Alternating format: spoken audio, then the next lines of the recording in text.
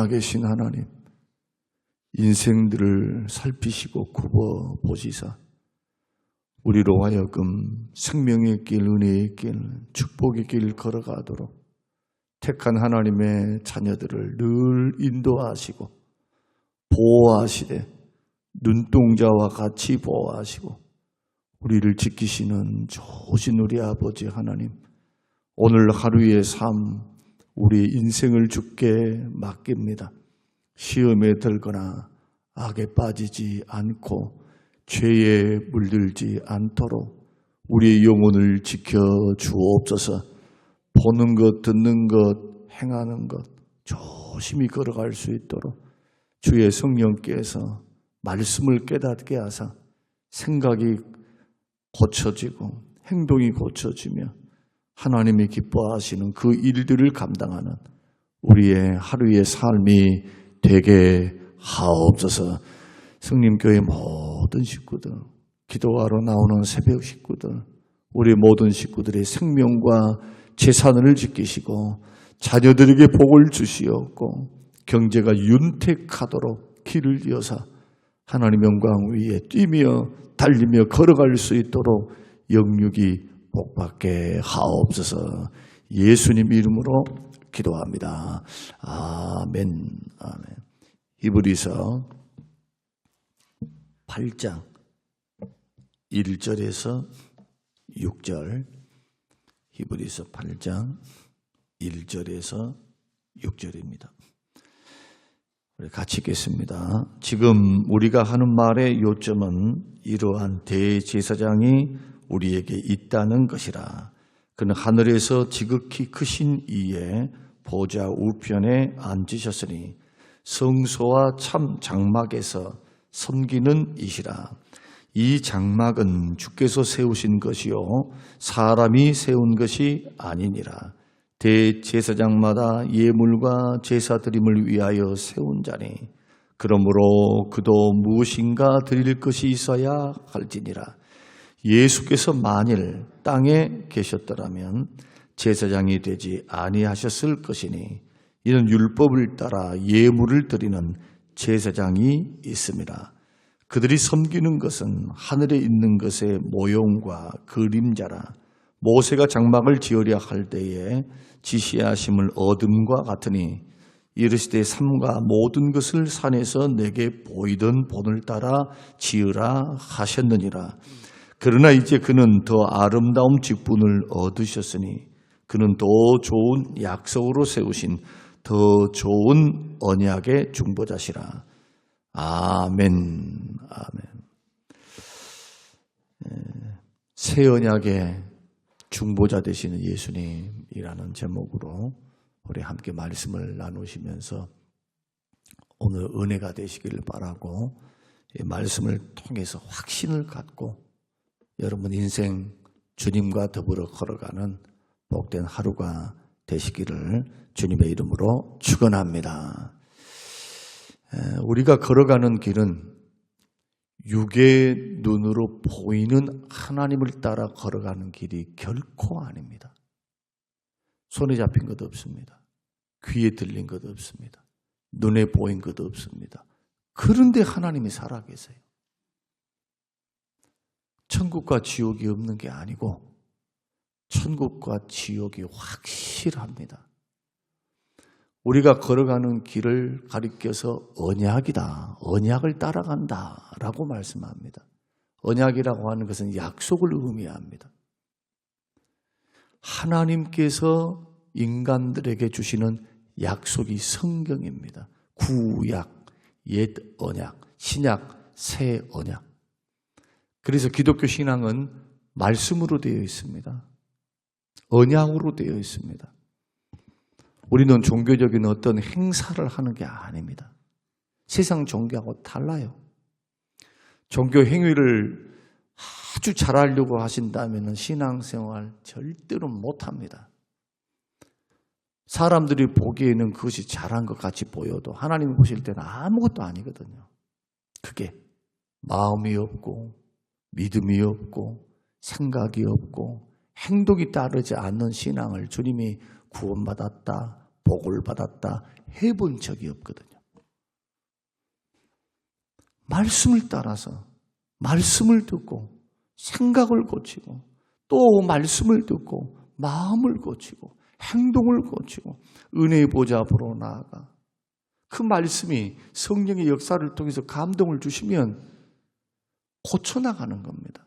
회개입니다. 이게 회개란 잘못했습니다 뉘우치는 것이 아닙니다.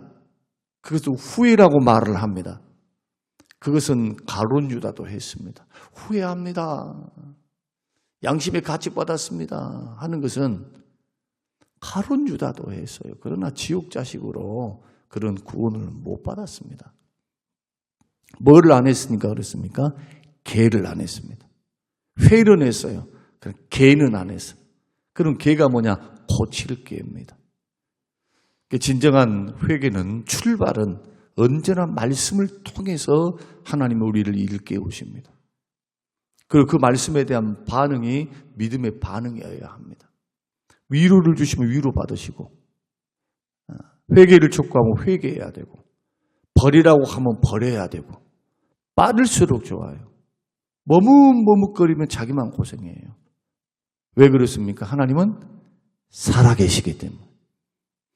그러니까 신앙생활에 착각하시는 분들은 하나님은 멀리 계신 것 같고 하나님이 일하시면 더딘 것 같거든요. 예를 들어서 기도를 했는데 기도 응답이 더딘다. 아니면 나는 죄를 지었는데 당장에 어떤 것이 일어나지 않는다. 해서 많은 사람은 착각을 합니다. 어떤 착각? 괜찮네. 아무렇지도 않네.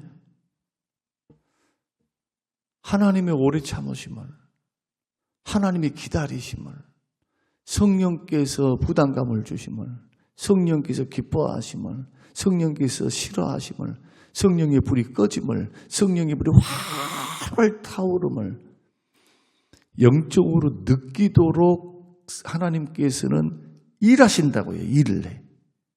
근데 그것이 하나님의 음성이요. 성령께서 지금 나에게 주신 말씀을 안 받는 거예요. 교회 올 때만 딱 받아요. 그리고는 돌아가면 또 잊어버려요. 물론 우리가 신앙생활이라고 하는 게 갑자기 그냥 과거의 버릇이 한꺼번에 고쳐지면 얼마나 좋겠어요. 하나님은 그거 기대도 않습니다. 그래서 점진적으로 거룩해져 가기를 원하시는 겁니다.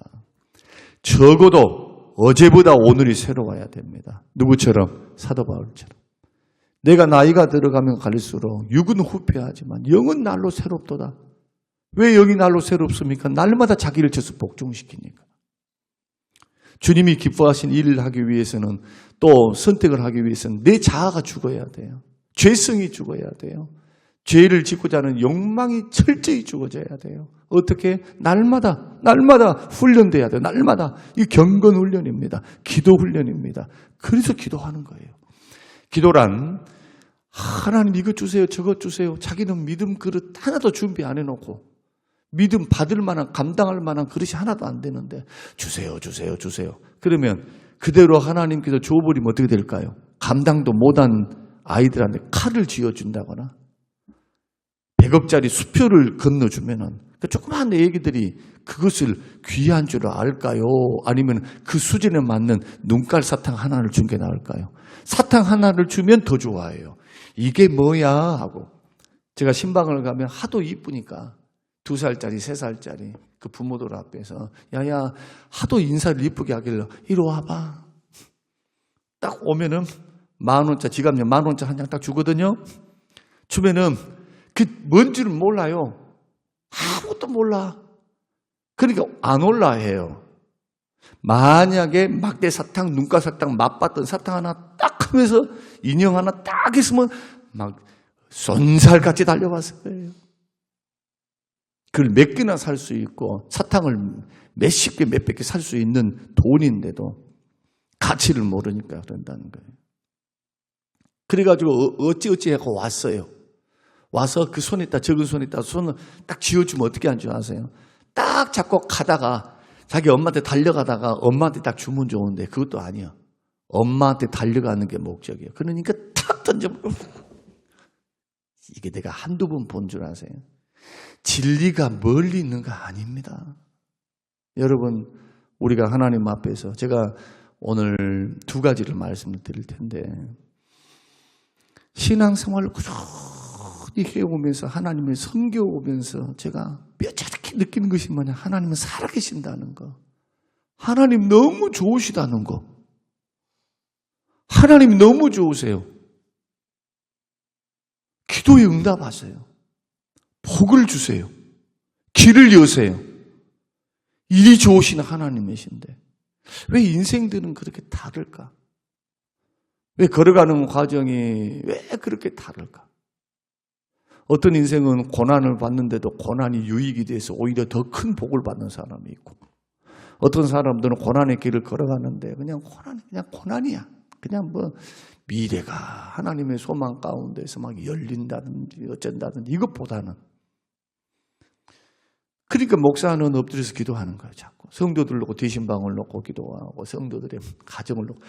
하나님이 살아계시지 않으면 뭐하고 그러겠어요. 살아계시니까, 역사하시니까, 기도를 들으시니까. 이건 종교 행위가 아닙니다. 하나님, 살아계신 하나님을 만나 그 하나님 앞에 나아가는 거예요. 이걸 가리켜 은혜의 보좌 앞으로 나아간다. 이게 경건입니다. 오늘날 이런 믿음을 가지고 사는 젊은이들이 얼마나 됩니까? 어른들은 그나마 봐줄만 해요. 어른들은 그나마 괜찮아. 그러나 젊은이들은 지금 한국교회 다음 세대를 걱정하는 건 다른 것 아닙니다. 하나님을 아는 지식이 없어요. 어떤 지식? 어떤 체험적으로 하나님을 알아가는 게 적다는 거예요. 너무 풍요로워요. 고난을 알아야지. 배고픔을 알아야죠. 연단을 받아야죠. 부모가 다 해주는데. 먹고 살만합니다.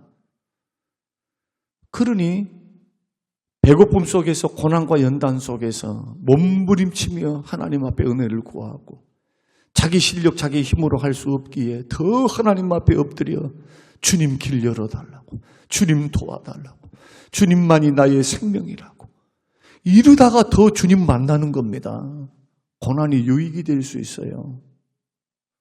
그래서 우리는 하나님의 다루심을, 우리를 다뤄가심에 대해서 다 이해할 수는 없습니다.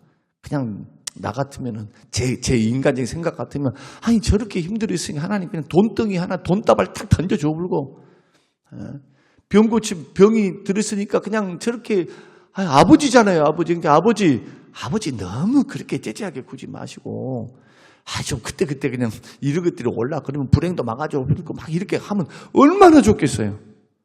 근데 제가 인생을 살아보니까 고난을 통과하게 하시더라. 고난을 통과하게 해요. 이 아버지의 마음을 우리가 어떻게 헤아릴 수 있겠어요? 그러나 철없는 자식들은 왜 나를 낳으셨나요? 어렵고 힘들기만 하면 부모님 왜 나를 낳았니?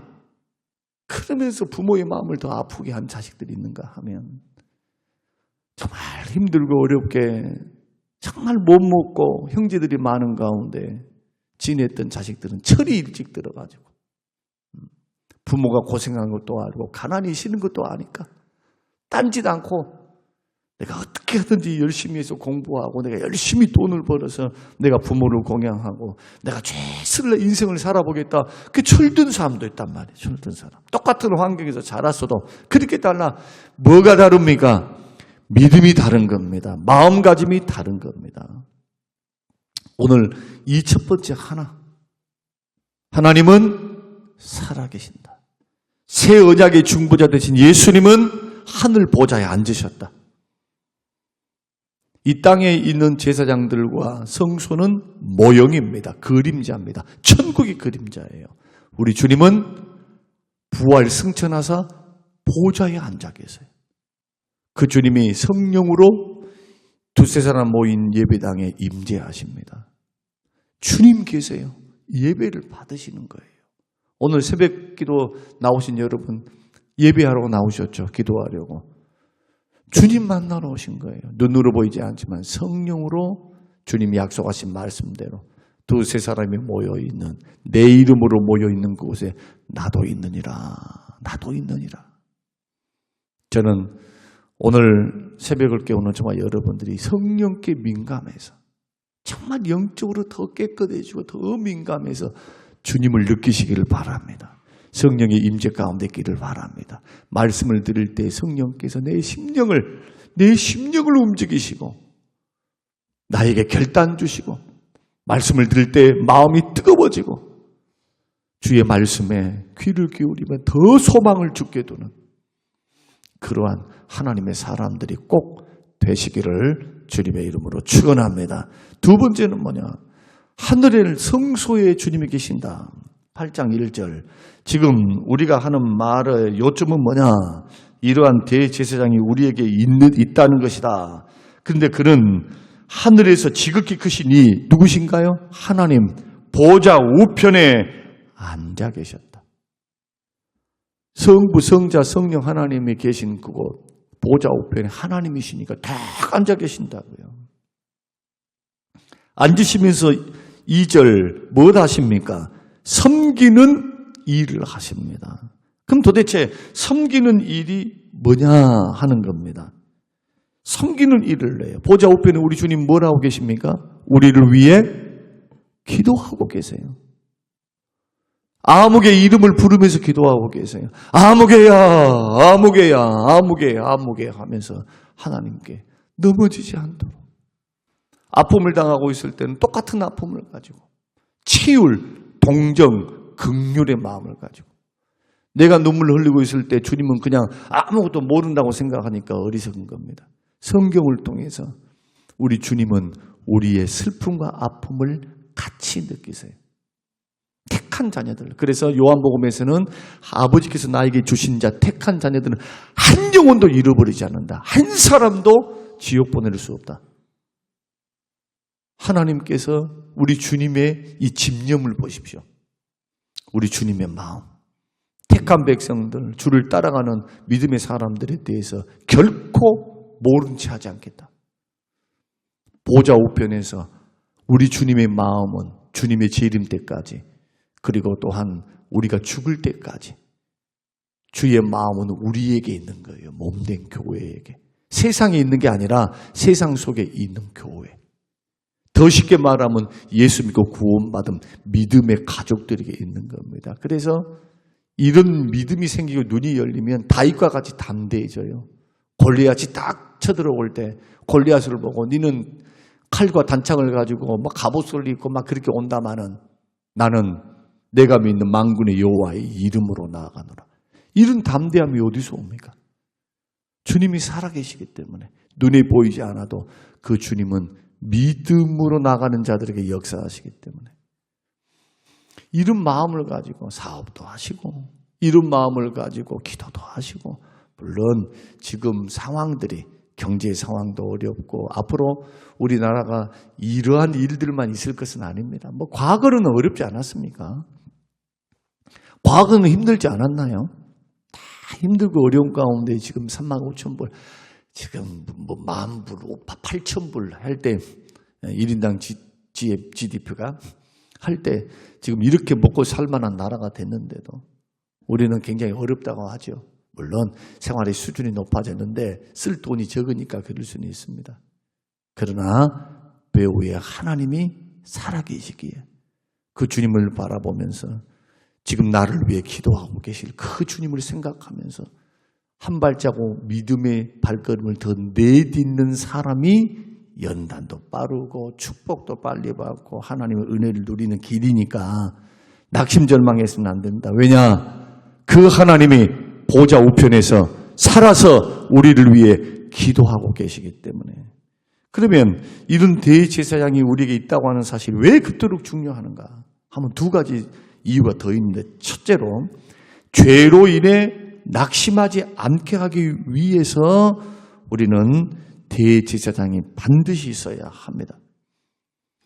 대제사장의 직무는 뭡니까? 죄에 대한 중보 역할을 합니다. 하나님 앞에 피를 들고 가서 하나님 우리 백성들의 죄를 용서해 주세요. 나의 죄를 용서해 주세요. 죄가 있으면 형통하지 못하니까 죄 씻음 받기 위해서 우리 대신에 주님 앞에 나간 자가 대제사장인데 이 세상에 완전한 의인이 있습니까? 죄 짓지 않고 살아가는 사람이 있습니까? 없습니다. 예수 믿는 사람들도 죄로 인해서 낙심될 때가 있습니다. 또 정죄에 대해서 막 두려워해요. 죄를 지었으니까. 안 두렵죠? 뭐 삐어 소리만 나면 응급실 소리인데 도둑놈 잡으러 온 줄 알고 자기 잡으러 온 줄 알고 막 놀라갖고 본다고요. 뭐 죄 안 지는 사람은 뭐 그 생각할 필요도 없는데 지금이야 경찰 사이렌이 없지만 옛날에는요 막 그랬었어요. 그러면 놀란 사람들 대부분 뭐라고요? 죄 지었던 사람. 그리고 이 생활이 오래되다 보면요 구원의 확신이 사라지기 시작해요. 내가 이래 갖고 구원이라도 받을 수 있을라나 이런 마음. 근데 예수 믿는 사람들이 죄를 미워하고 죄를 범할 때 막 원통이 여기고 마음을 아파하고 통회하는 일은 굉장히 좋은 일이에요. 주님 앞에 겸비한다. 자신의 잘못을 회개한다. 자신을 더 묵상하면서 하나님 앞에 머물러서 하나님 내가 은혜를 받고 보니까 세상을 살다 보니까 정말 내가 헛살았습니다. 내가 주님을 마음으로부터 멀리했습니다. 이런 마음을 가지고 막 엎드려서 기도하면 얼마나 하나님이 기뻐하실까요? 목사도 회개해요. 날마다 말씀 읽고 말씀하면서 이렇게 하면서 왜 목사는 회개하는 회개의 내용이 다른 거예요. 내용이 더 돌아보지 못한 거. 또 내 마음 속에 순간적으로 찾아오는 조그마한 불평, 감사할 줄은 모르고 불평, 순간 주님을 놓쳤던 그거, 주님을 의지하고 살았던 내가 순간 하다 보니까 그냥 주님을 놔둬버리고 일에 그냥 너무나 퐁딱 빠져가고 주님보다 앞서서 걸어가는 나의 모습 보면서 정신이 바짝 드는 거죠. 주님 죄송해요. 제가 또 기도보다 성령보다 앞서서 나아가서 막 이랬습니다. 얼마나 경건하게 주를 인정함이 있습니까? 이런 부분들이 있는 것은 좋은 일이라는 겁니다. 그런데 이런 행동들과 마음을 회개에 이르르고 점점 변화될 거예요. 이런 사람들은. 그런데 죄를 지어도 그냥 아무 일이 또 일어나지 않네, 괜찮네 하신 분들은 큰 코 다쳐요. 죄는 쌓이니까 잘하니까 목구멍까지 딱 차면 그때는 하나님의 징계와 심판이 따르니까 그것은 불보듯이 뻔한 거예요. 그것은. 그런데 반대의 경우가 있어요. 그 반대의 경우가 뭐냐? 죄 때문에 낙심을 해버린 거예요. 이제 오늘도 죄 짓고 내일도 죄를 지어. 회개했는데 또 가 있어. 회개했는데 또 가 있어. 그러니까 낙심해가지고 도대체 나는 죄 때문에 그냥 너무너무 죄책감에 빠져서 비관하는 사람들이 있습니다. 마귀의 정죄에 빠진 사람, 마치 구원에서 떨어진 것처럼 막 두려워하는 사람이 있습니다. 그래서 이런 사람은 조심해야 돼. 이거 조심해야 돼. 이거 마귀의 정죄, 비관, 낙심. 회개는 해야죠. 아버지 앞에서 죄를 짓는 것이니까. 우리는 재판장 앞에서 죄를 짓는 게 아니고 아버지 앞에 죄를 짓는 거예요. 그래서 언제든지 자백하고 회개하면 언제든지 70번씩 7번이라 할지라도 우리 죄를 용서해 주시니까 우리가 딱 해야 될 거 한 가지, 죄를 범할 때는 곧장 어디로 들어가야 될까요? 하늘 지성소. 누가 계십니까? 예수 그리스도 보좌 우편에 앉아 계시잖아요. 대제사장, 대제사장 되신 예수님이 계시잖아요. 그 은혜의 보좌 앞에 자꾸 나아가는 거예요. 기도로 나아가는 거예요. 회개함으로 나아가는 거예요. 그러면 예수님의 피가 모든 불의에서 우리를 깨끗게 하시고 죄를 용서하신다. 비록 단서를 하나 더 달면 용서받을 수 없는, 이 세상에 용서받을 수 없는 죄예요. 그게 이 세상에서는 사람들한테 다 손가락질 대상인 가증스러운 죄, 흉악한 범죄를 지었다 할지라도 예수 그리스도께 나와서 회개하고 자백하면 용서받습니다. 이게 은혜예요. 이게 여러분 이해 안 되죠? 저런 사람들은 그냥 재판받을 필요도 없이 자 바닷가 깊은 물속에 들어서 그냥 다시는 나오지 말라고 목에다 그냥 쇳덩이를 달아놓고 태평양 한가운데 빠뜨려 버리면 얼마나 좋을까요? 사람들도 다 정의가 실현됐다고 막 박수 칠 거다 이거예요. 근데 회개하고 돌아오면 우리 주님은 과거 묻지 않고 용서하신 분이시기 때문에 은혜의 보좌 앞에 자꾸 나아가십시오. 은혜의 보좌 앞에 기도로 자꾸 나아가시라고요. 자꾸 주님 앞에. 이 첫 번째. 두 번째, 구원의 확신을 가질 수 있습니다. 왜냐? 우리를 변호해 주시는 분이 지금 하늘 지성소에 계시기 때문에. 그래서 구원이 어디서 오느냐? 구원은 절대로 나에게서 오지 않습니다. 여러분이 뭐 선을 행했다, 죄 한 번도 안 지었다, 기도를 많이 했다, 이래서 구원받는 게 아니에요. 이걸 모르니까 자꾸 구원에서 사람들이 구원을 생각하면 자꾸 뭔가 하려 해요. 구원은 예수 공로로 받는 겁니다. 구원은 나에게 오지 않아요. 주님으로부터 오는 거예요. 주님으로부터. 그러니까 예수 믿는 사람은 연약하고 부족하고 죄가 많으면 많을수록 주님 앞에 나가야 돼. 거꾸로 가셔야 돼요. 근데 보통 사람들은 죄 지으면 어떻게 합니까? 점점 주님 멀리하죠. 마귀의 장난이에요.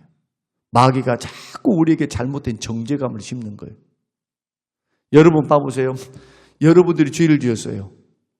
여러분들이 죄를 지었어. 그러면 죄를 지었으면 좀 부끄럽긴 해도 남들에게는 부끄러워. 그러나 도움을 구할 때 누구에게 갑니까? 한번 물어보는 거예요. 내 아버지, 내 어머니에게 가서 어머니 죄송해요. 제가 이만해서 이래서 이렇게 했어요. 엄마, 아버지한테 말할 수 있어요. 세상 사람들은 손가락질하면서 흉악한 놈이라 그러지만 그 부모는 안 그런단 말이에요. 부모는. 이게 예수 믿고 믿음의 차이, 구원받음의 차이. 우리 둘째 아들같이 허랑방탕해가지고 아버지 재산, 그 막대한 재산을 그 주색잡기로 싹 털려버렸어도 우리 주님은 뭐라고 합니까? 뭐 하고 계세요? 쳐다보고 계세요. 돌아오기를. 아이고, 개고생하고 있네. 빨리 좀 돌아와야 될 텐데. 집 나가면 개고생인데. 아버지는 알잖아요. 그런 말씀들을 기억하라는 거예요. 그래서 절대로 예수 믿는 사람들은 주님 앞에 용서받지 못할 죄가 없으니까 주님 앞에 처리되지 못할 게 뭐가 있어요? 십자가에서 나를 위해서 죽어주셨는데. 그래서 좀 힘들고 어렵지만 은혜의 보좌 앞에 담대히 나가서 나를 보지 말라고. 나를 볼 때는 허물을 보면서 회개하고 나의 실력, 나의 능력, 나의 무슨 잘하고 못함을 보지 말고 예수 믿는 사람은 오직 십자가에 달리신 예수, 보좌 우편에 계신 예수 그리스도만 바라보는 거예요. 예수님만 바라보고, 주님 나는 부족하고 나는 허물도 있고 죄도 많고 주님 실망시킨 것밖에 없는데 주님 나의 소망은 주님밖에 없어요. 주님만 바라보면 나의 구원이 하나님께로부터 오는 거지 내 실력과 내 능력으로 온 게 아니에요. 내 공로로 오는 게 아니니까 주만 바라보면서 주의 은혜를 구하면 성령께서 하나님께서 가까이 찾아오사 회복시키시고 능력을 주시고 은혜를 주시며 축복을 주시고 잃어버렸던 마음의 기쁨, 성령의 충만한 은혜를 부어주시는 역사가 일어나는 거예요. 절대로 세상이 바라보는 것처럼 사람들을 바라보면 안 됩니다. 하나님의 눈으로 바라보세요. 은혜와 긍휼의 눈. 구원이 확실합니다. 왜냐? 보좌 우편에 계신 그분이 변함이 없으시기 때문에, 우리 주님이 변함없이 살아계시기 때문에 오늘 이 말씀에 저와 여러분에게 큰 도전이 되어서 새벽에 강해에 나가면서 할 말들은 많아요. 사실 성경을 펼치면 너무너무 주께서 주시는 보배로운 은혜로운 말씀들이 많아요. 여하튼 들으시면서 마음에 도전되는 대로 말씀 다 붙잡고 하나님 앞에 기도함으로 우리 모두가 확신을 갖고 승리의 길을 걸어가시기를 바라고, 우리의 언약의 새 언약의 중보 되시는 대제사장 되신 예수님이 우리와 함께하고 위에 계신다. 그분이 버티고 있다. 우리를 위해서 기도하신다. 그분 앞에 나아가면 용서받지 못할 것 없다. 그분 앞에 구하면 하나님 반드시 일하신다. 하나님은 내 편이시기 때문에, 십자가 공로 때문에 이 부분이 확실히 믿어지시기를 바라고 오늘 부지런히 기도하다 가시기를 바랍니다. 고마우신 아버지 감사합니다. 고맙습니다. 주신 말씀 붙잡고 오늘도 삶을 고치고 생각을 고치고 마귀의 생각을 물리치고 세상의 생각을 물리치고 아버지의 부름을 따라 마음을 정돈하고 은혜의 보좌 앞에 담대히 나가기 원합니다. 있는 모습 그대로, 부족한 모습 그대로 얼마든지 나가면 얼마든지 용서하시고 회복시키시고 치유하시고 복을 주시는 좋으신 아버지, 주께 나아가는 자가 복이 있음을 믿사오니 주님 나타나시고 역사하시고 열어주시고 복을 주시며 하나님의 영광 드러내 주시옵소서. 감사드리오며 예수님 이름으로 기도합니다. 아멘.